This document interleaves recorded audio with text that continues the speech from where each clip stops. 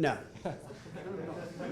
So I'd like to thank all of you for sticking through to the bitter end. I know your brains and your backs are probably very, very tired. We hope you enjoyed the lineup that we put together. Some very amazing speakers. So a round of applause for all the speakers.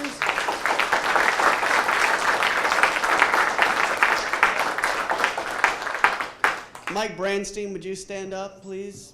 Mike Branstein wrote the NativeScript book that you all can get for free. Thank you for his efforts and generosity.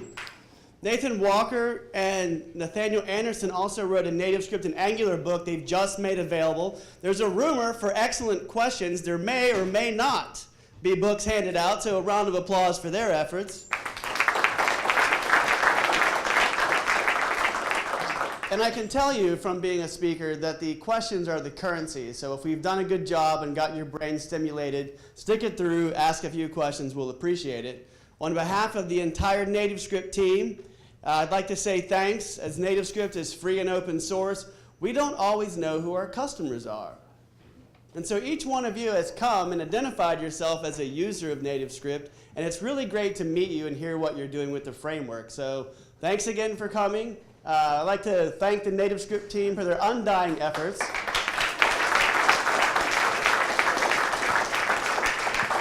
And so I'll have these gentlemen come up as well. We'll introduce the panel. The panel will give quick introductions of who they are. I'll start first. I'm Dan Wilson. I run product marketing for NativeScript. Who's heard of NativeScript? Raise your hand. That's everybody. I'm clearly doing my job. And go ahead and introduce yourself, Veli. Hi everybody, my name is Veli. I'm the Director of Software Engineering for the mobile team's Progress. So we do NativeScript and a bunch of other stuff. So I have a bunch of people from my team here. So we're pretty much ready for any type of questions you may have out there. So shoot. Hey guys, my name is Emil. I'm product manager of the NativeScript team. And if you have some suggestions for the roadmap, I'm your guy. Thanks.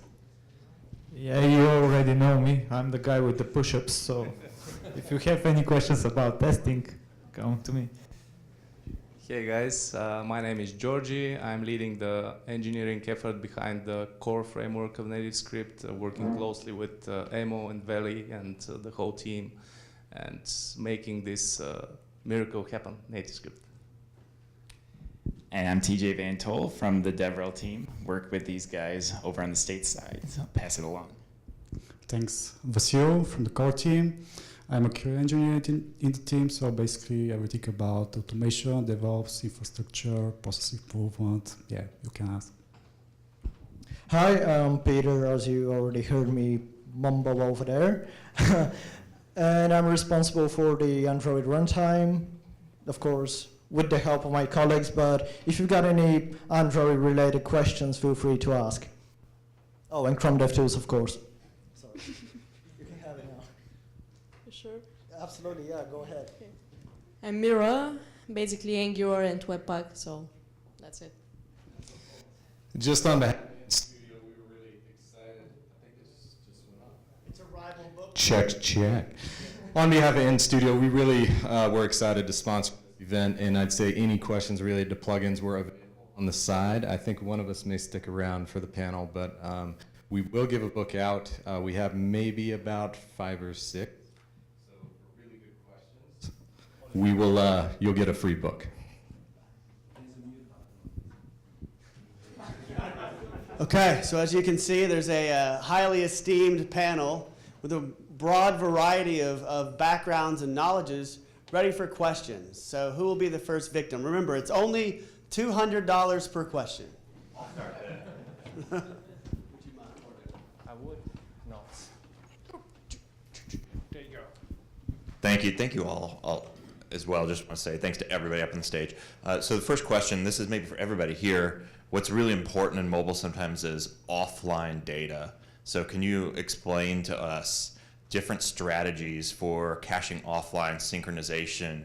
What are you seeing being used in the industry around that, especially in NativeScript apps? Great question. I mean, talk to the podium. Can you use that? I mean, I can run. I've got stamina. All right, who's answering the question? go for it. There's a couple different strategies that people use. One is really roll it yourself and use JSON. The biggest issue with that is trying to synchronize it. The other one is the new company that Progress just bought, Convey. Sorry, they have that built into their entire stack, which is really cool. I've also seen people use Couchbase in the application and sync that to the Couchbase server on the cloud. And then the last way is to use SQLite locally and to sync it to the cloud. Again, you're going to be responsible for having to deal with the syncing side of things, at least with the SQLite or JSON, where Couchbase has some of that built in, and the new Progress company is like just awesome in that. Great. Next question. There you go, buddy. Yesterday when you guys were talking about Sidekick, I noticed a bullet point in the newest version about making the provisioning profiles and certificates process easier on iOS. Can you expand on that a little bit?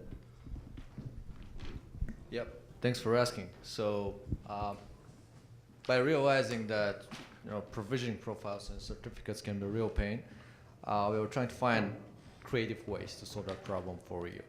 So it's coming soon. It's going to provide you the ability to create the provisioning profiles and certificates for you, and really create a developer or a production built out of the box.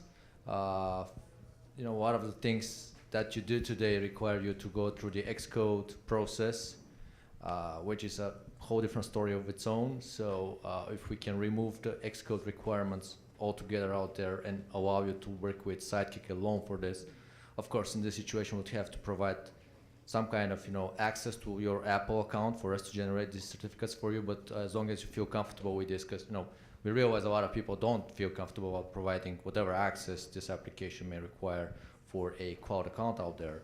But if you feel comfortable, there wouldn't be a problem for us to just create these things out of the box for you, and you would be good to go. To add to that, I would say if you haven't tried NativeScript Sidekick, you should. It's a fantastic tool that'll really take a lot of the sting out of mobile development. We're going to keep adding to it, making it even better. Right now, we're in a preview edition. We expect this to ship in October, so get in early while the getting's good. Next question. Yes. There you go. So that's not really a question, that's a request. We had an amazing talk about plugins yesterday. I would wish it would have been much longer, and I'm just asking you to put better documentation on plugins and samples, because for now it's quite difficult to figure it out by ourselves. Thank you for that, by the way. Honestly, there is some really good documentation on NativeScript docs for marshalling that you should definitely read. All of the documentation around that is really helpful for plugins. Outside of that, certainly the slides that we have, there's a lot of detail in them. We're going to try to actually condense them a little bit more, and there was a section that Nathaniel wanted to go through that we did not have time to do, so definitely check out those slides. What we're going to try to do is actually get some of those incorporated and maybe written and expanded a bit more, and maybe we could include those in the docs. Yep, absolutely. I would also add that one of the short to midterm initiatives that we have is really trying to work with the community into improving the learning and documentation process and materials for the majority of the plugins that, or at least a subset of what we believe are fundamental plugins that are out there in 80–90% of the applications. So it's going to be a set of probably recommendation together with us and the community, and we believe that these will become an essential part in the verification process for these plugins. We showed you yesterday on the keynote the new marketplace that is just out. So we expect that many more plugins will get the badge verified, and when they do so, we want to ensure that they have some basic level of quality for learning, documentation, how-tos, code samples if you need any. So yeah, this is an effort that I will try to lead as well. What? Yeah, we also recently released our plugin seed that should be able to help you get started very quickly with creation of new plugins. So You can check that out as well. Yeah, definitely pull down the seat and run it. The demo runs right out of the box, so you can definitely see how you could make a change to a plugin and actually see it run in a demo. The last thing I wanted to mention on plugins is that, of course, it's dependent on iOS and Android, which iOS is kind of constantly evolving. So, for instance, in the plugin talk, we mentioned NativeScript works with Objective-C out of the box today. It may work with Swift out of the box in the future. There have been some talks to have it work directly with it. So certainly to the extent that we put some of the things we talked about in the documentation, it'd be a striving effort to try to keep it up to date with either any changes that happen on Apple's side and also whether or not NativeScript supports Swift directly in the future. So the last thing I wanted to mention when it comes to plugins, or really a lot of these things, is if you are working with plugins and you run into a specific problem, we'd love if you could write that up either in a blog post. We offer guest blogging spots on the NativeScript blog. We can give you a spot to blog. The NativeScript docs are open source. They're just markdown files. So if you find something in the docs you're going through and say, hey, I was trying to solve this problem, kind of complex, this didn't really help me, add a few sentences, send a pull request. So it's a community project, and we'd love to have that sort of feedback come back. Exactly. I think you'll all agree we're giving a tremendous amount of value for free, and there's a bunch of smart folks working on NativeScript, but the audience is also smart folks, and we could use the extra help. So if you see something, feel free to add it in. If we need to tweak it, we will, but I think together as a community, we make something better. Next question. So, the way that you said we were talking about Sidekick kind of made me want to ask this. Does that mean that at some point Sidekick is going to be a paid application?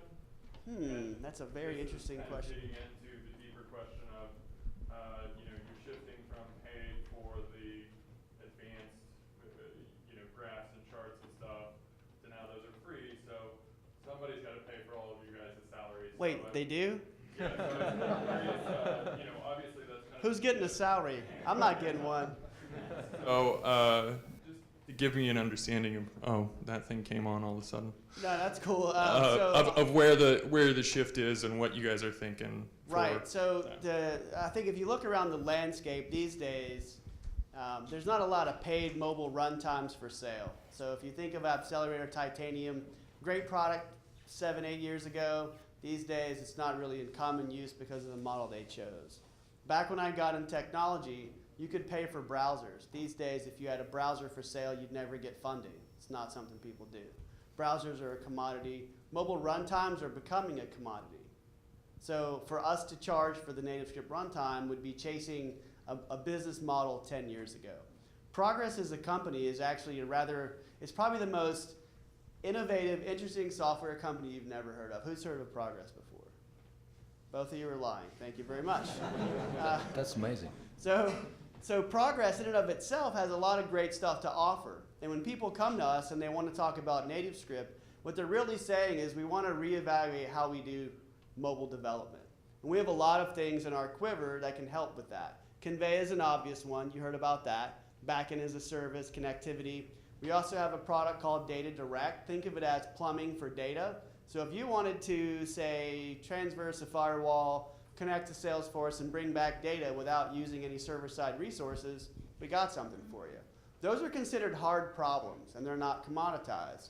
So we think that the more people that are comfortable with our open source stack, and we're very committed to that, as you can see, the more people will be interested and open to our other solutions, which also solve hard problems. Now, do we need to convert each one of you to a paying customer? Well, that would be nice, but that isn't what we're after. What we're after is a vibrant community and to be right at the forefront of mobile development. And I would say we're there. If you look at the companies that are in the room and who's building what with NativeScript, it's a pretty good strategy. So does that sort of talk through the first part of your question? Yeah, for sure. And then the second part of the question is, when you look at NativeScript UI, that's really the kinds of components you would need to build a good business app. And we charge for them because we are kind of founded upon building UI suites and then charging money for them. We've got many of them. But if everything I just told you is true, then why would we charge $200 and reduce the amount of business apps that are being built? It would make more sense to open that up, have NativeScript be broadly applicable for business applications, and then attract those folks that need extra stuff from us. So that's sort of part B. Did that cover that part as well? Yeah, no, Bella, you want to add I something? for Telluride Grid a long time ago, and so I'm down. So cool, thank you. Yeah, the third thing is Progress has a strategy that isn't fully baked yet, like as far as telling the public about it, but it's actually rather interesting.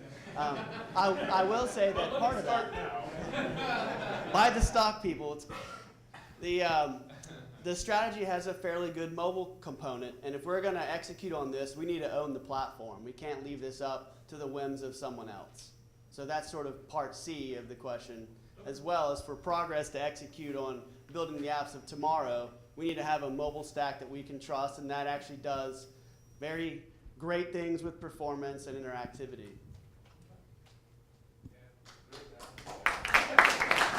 Marketing guy for the win. Next question. No, I wanted to add a lot of stuff that Dan already talked about, so we're good. Any more questions? Anyone in the back? Oh, there's a question. Hiding in the shadows. Go, Sebastian, go. Give me a football, I'll run even faster. Use robots, automate or die. In the animation talk that they were told that there are 3 strategies was told that one is the CSS keyframe strategy, one is the D3, and is the native API. Out of those 3, which one you will recommend and why? Is there any preference or depends on the business case or how it goes? You want Alex to answer this or one of us? Do we have Alex around? Yep. Yeah, the guy right behind you. Very convenient. So I kind of, if you were here during my talk, I outlined what order you should be going in. You always want to go for the ones included with NativeScript framework. Those are going to be the most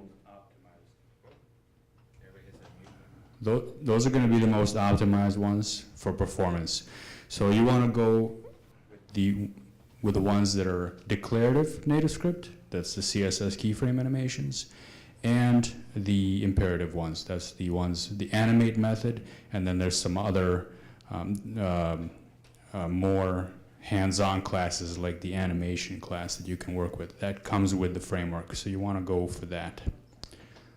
After you're done with that, if you haven't received what you need, you can go into you can go deep into the native platform and write native code for iOS or Android, or check out plugins that are available. Some of the verified plugins might be UI plugins, and they might do some animation for you. So that's the order that I would go in. I'd try to stay away from doing it in JavaScript code because that's going to cause performance bottlenecks for you. So do that only if you really, really need something special. So I hope that answers your question.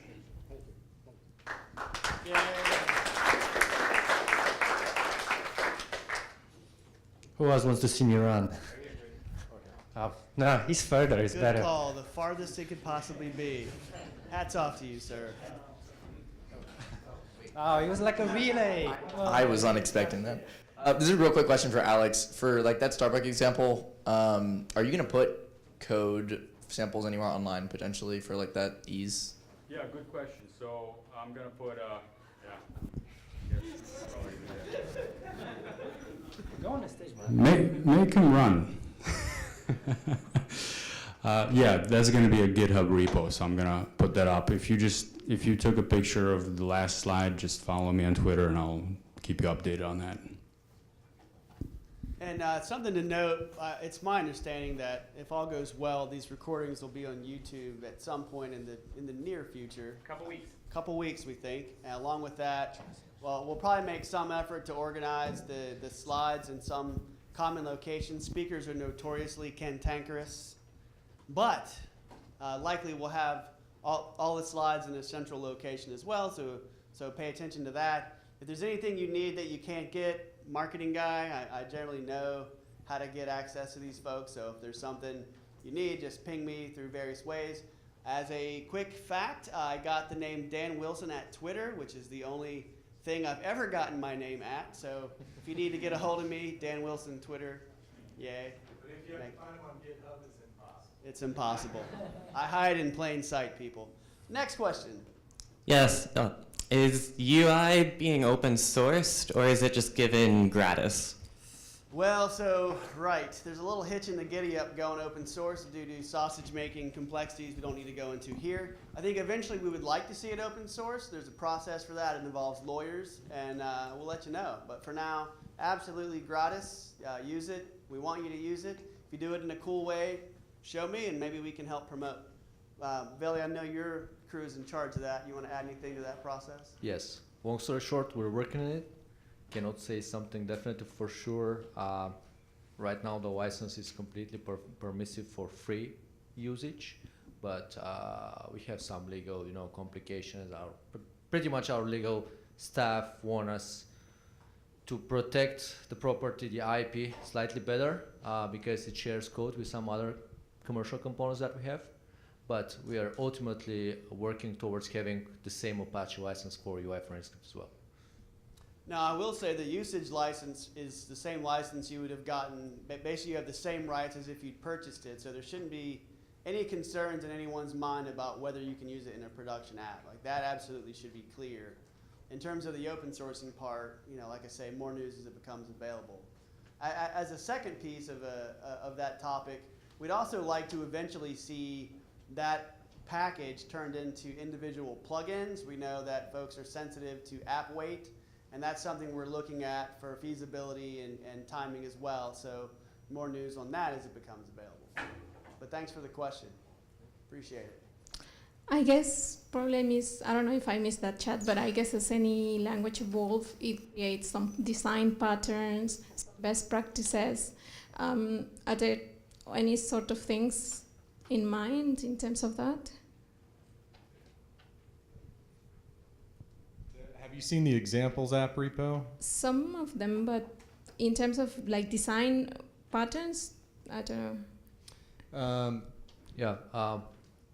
Again, we'll go back to the Sidekick. So Sidekick today provides 4 or 5 different application templates out of the box. That number is going to grow. So whatever comes through that, we consider it best practice and the right way to start your project. So just use the samples and the templates and anything you have out there already as a showcase. It is a great question, and when you're using NativeScript Angular, there's definitely slightly different best practices. So you pay attention to some of those examples, which ones are Angular focused, because the best practice may be slightly different, for sure. Yep. A question slash plea, if you, since the UI is becoming all-inclusive, I'd like to see if you can maintain 2 separate packages, so that if you include just a drawer and a list view, your app doesn't go up as a balloon. So basically, because not everybody is using the charts. And, oh yeah, absolutely. As we said, we want ultimately every UI widget, UI component to be its own plugin, right? So you would only add the ones that you would need to use, not the whole suite together. I'll add to that and just kind of brag on our team here for a minute. We really wanted this done by this event, and in particular, the team as a whole really dug in and did a lot of extra work to make it happen. But I'd like to call out Georgi for sending me emails at well past midnight his time, many, many times, making sure this process got completed. So, Georgi, if you wouldn't mind taking a bow.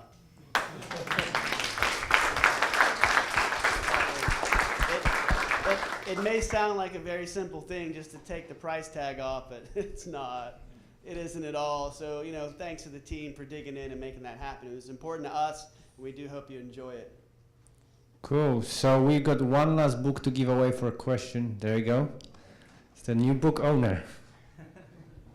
What is going to happen to the Telerik platform because of Kimby acquisition? Yes. So the Telerik platform is inherently based on a technology that is now sunsetting, or at least we believe it is sunsetting. So while we continue, maintaining, and it's going to work for some time, we see the future of mobile application development for progress for our community is NativeScript going forward. So we really want you to be successful with NativeScript, and to this respect, the platform is probably not going to get to get much more improvements going forward. But it's going to keep working out of the box. And also, if you notice, Sidekick is all the great things that you'd find in the Telerik platform, and you get to use your own source control, your own code preferences and tools. So we think this is the evolution of the Telerik platform, at least in terms of NativeScript development. And once again, you can't beat the price tag. I just wanted to ask, anybody else familiar with the platform at this point? Anybody did hybrid development? One, two, couple people? Awesome. Showing up in search results. Yeah, it's probably going to be like this for some time. Oh yeah, yeah. I talk with Google weekly, and I'll just let them know that it's annoying you, and they should take care of that. So I just wanted to say, imagine Sidekick ultimately being the good parts of AppBuilder in Telerik platform, right?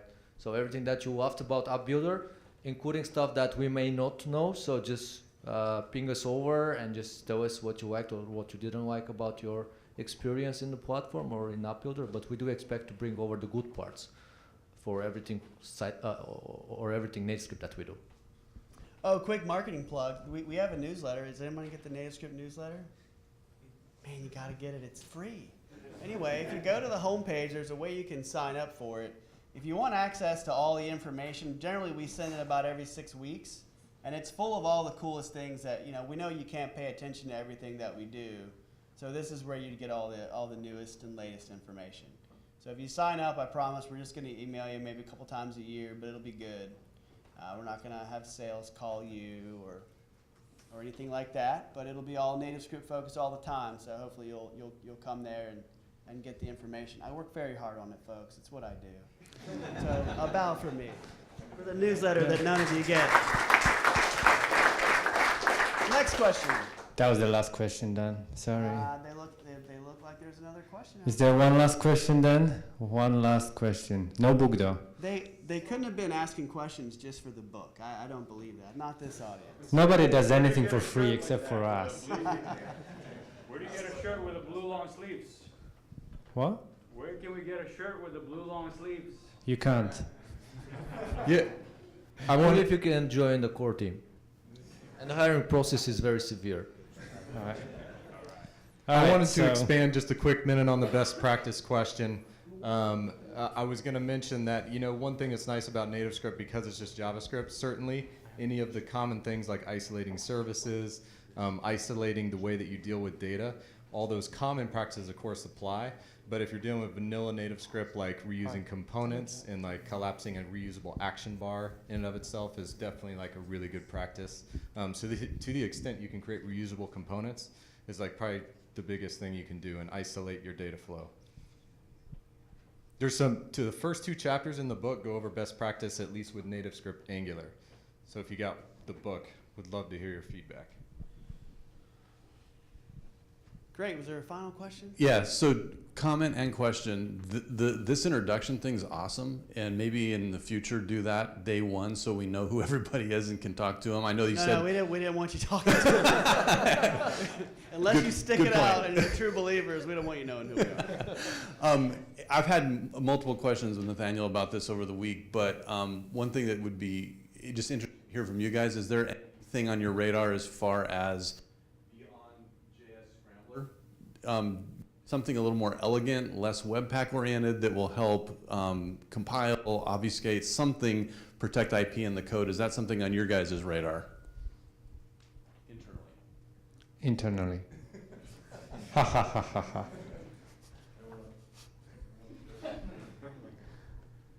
Well, basically, that's a very good question.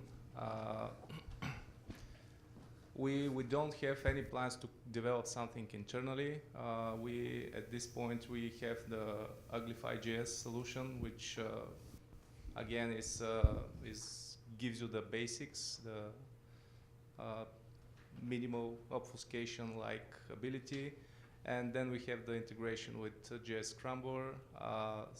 Certainly, we need to probably do some more research and see how and what we can do in terms of integration and enablement with other services. Probably that, for example, add some more stuff on top of Uglify.js and But yeah, we internally we do not have any immediate plans or ideas on this front. Yeah, just out of curiosity, what do you not like about JScrambler? I haven't used it specifically, but I've had, thank you to these guys, I've had a heck of a time getting Webpack running. And there's just, for me, it feels bloaty. There's a lot of stuff that it downloads just to get some basic things done. And I like to keep things real lean and clean. And I'm not doing Angular, so I'm not needing all of that extra stuff. I just really like to get the JS locked down if I can. And because some of the best practice stuff I'm doing is a CSS, XML, and JS for every page, we ran into issues with the CSS not coming together. It just seemed like a lot of hoops to jump through to get to a more specific, simple end. Yeah, I appreciate the extra explanation. Something definitely we'll look at. It's the kind of thing we're hoping to get from the audience. So maybe we will take you up on that and do the intros day one next year. You're coming, right? Guaranteed? Okay. Yeah, I wanted to also thank you about the feedback. This is a very specific problem that we may want or we may need eventually to solve, whether through JScrambler or by improving your experience with the current tooling. We'll probably look about that, but the feedback was very valuable. Thanks. Great. So on behalf of the entire Progress organization and the NativeScript team in particular, thank you for sharing your 2 days with us. We look forward to interacting with you through email, Twitter, Slack, GitHub, Stack Overflow, or whatever, however you can find us. We're here for you. So thank you. Have a good day.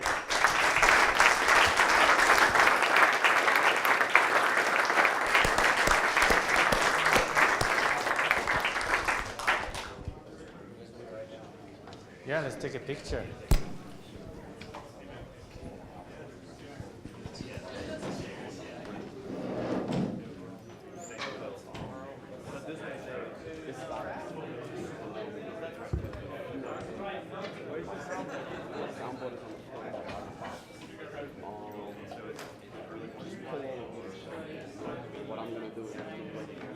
If you're on the NativeScript team, come to the stage for a team picture. If you're not, yeah, just go over there and just start checking that so long. Yeah. And then whichever one's happening, I believe it might be one or two that went into the email, and then one or two that went into the email. You're not about to start checking. Yeah.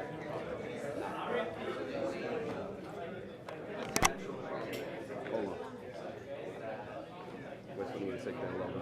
Actually. Yeah, let them take their photo. And I'm gonna shoot them taking that photo. The way you got that SLR is you got that SLR has a natural coil in it. So you see how it rolls like that? It moves up easy. So there's a particular way where you twist the cable, it'll automatically move. I'll show you in a second. I want to shoot them taking this photo.